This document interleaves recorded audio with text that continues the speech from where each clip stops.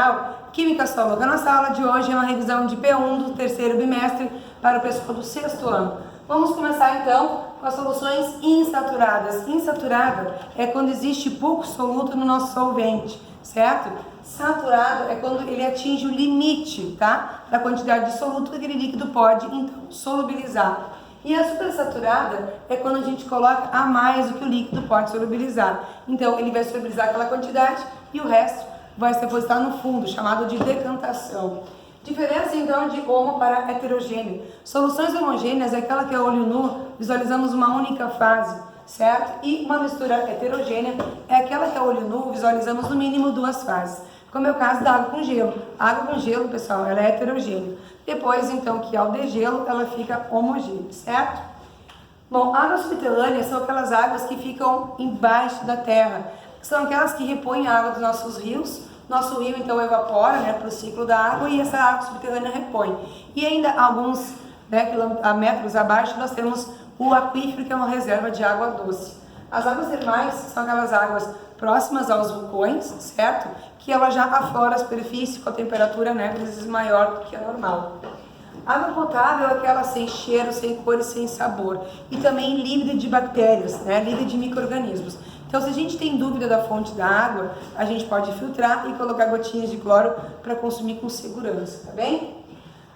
Para que a água chegue na nossa casa potável, pessoal, existe, então, um processo de saneamento básico que se chama estação de tratamento de água, que as iniciais, então, é ETA. A água captada de uma represa vai para o primeiro tanque, no qual ele recebe sulfato de alumínio, cal verde e gás cloro, tá? Aí começa a primeira etapa, né, de limpeza da água. Depois é homogeneizada essa mistura, né? E aí sim deixa em repouso até que toda a sujeira vá para o fundo. Esse processo de ir para o fundo se chama decantação. A parte mais limpa, então, ela vai por uma filtração, aonde tem conta com carvão, areia e granito, aonde se faz a filtração e fica a sujeira retida aqui nesse processo. A água limpa, então, vai para o próximo processo, que é a cloração e a fluoretação, tá? E depois para o reservatório, e aí é feita a distribuição. Depois, pessoal, a eutrofização é quando existe muito esgoto na água. Muito esgoto na água é muito nutriente para as algas que ali estão e acontece o bloom das algas, que é uma superproliferação delas, impedindo que elas façam fotossíntese na parte mais baixa. Sem fotossíntese, pessoal, porque a eutrofização ficou cheia de alga na superfície, certo? Impede a passagem de sol e aí não tem fotossíntese dentro da água. E aí então não tem oxigênio dissolvida para os nossos animais, tá bem? Então é por os poluentes, pode ser orgânicos, que são os esgotos, e os nossos poluentes industriais, que é o detergente principalmente. A destilação consiste em separar um sólido de um líquido.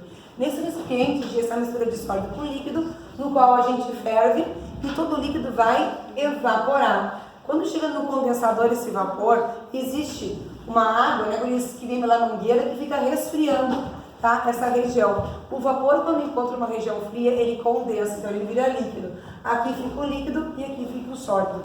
A água muito pura não é recomendada para que a gente beba, porque a gente precisa de alguns íons dissolvidos para o nosso organismo. Tá? Então é ideal que a gente beba água potável.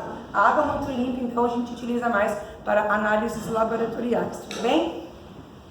Bom, vamos lá, pessoal. Aqui, contaminação por petróleo. Quando tem esse derramamento de petróleo no leito dos rios, né? É uma mistura heterogênea. A gente consegue distinguir as diferentes fases. Podemos usar um detergente, a gente pode usar bactérias, tá, que consomem petróleo. A gente pode também isolar o local para evitar a contaminação, que espalha a contaminação. Saneamento básico, pessoal, é tratar a água, tratar o esgoto, cuidar do lixo e também cuidar da questão da infiltração da água da chuva, né, nas cidades, para evitar as inundações. As camadas da atmosfera, do ar, tá? A gente não esqueçam do tropecei, que é a troposfera, estraguei, que é a estratosfera, mesosfera, tênis, que é a termosfera, extraordinário, que é a nossa exosfera. São as camadas da atmosfera. Tropecei, estraguei meu tênis, extraordinário. As camadas da Terra, pessoal, não esqueçam do plano, né? O que é o plano? As camadas da Terra, nós temos a crosta, nós temos a litosfera, a astenosfera, o manto, nós temos o núcleo externo, que é a parte de fora, e o núcleo interno, que é a parte de dentro, tudo bem? Ar comprimido, pessoal, é o ar que está sob pressão, em um lugar confinado. E ar rarefeito, que é o que acontece lá para cima, ele está raro, tem baixa concentração. Diferença de El Niño para La Niña. O El Niño é um fenômeno no qual existe o aquecimento das águas do oceano, né? E La Niña é o resfriamento anormal das águas do oceano. A densidade, pessoal, quando algo é mais pesado, ele desce, ele vai para o fundo, tá? Que nem aconteceu nesse processo aqui, era pesado e desceu. Só que a gente usa também a densidade do ar a nosso favor. O ar condicionado fica na parte de cima para que o ar frio, que é mais denso, desça, né? E o nosso ar quente, que é menos denso, sobe, tá bem? Pessoal, então não esqueça que é o livro 6, conceito, né, de camadas da Terra do livro 7 e dos conceitos dos livros anteriores que a gente já conversou em aula. Beijo e boa prova!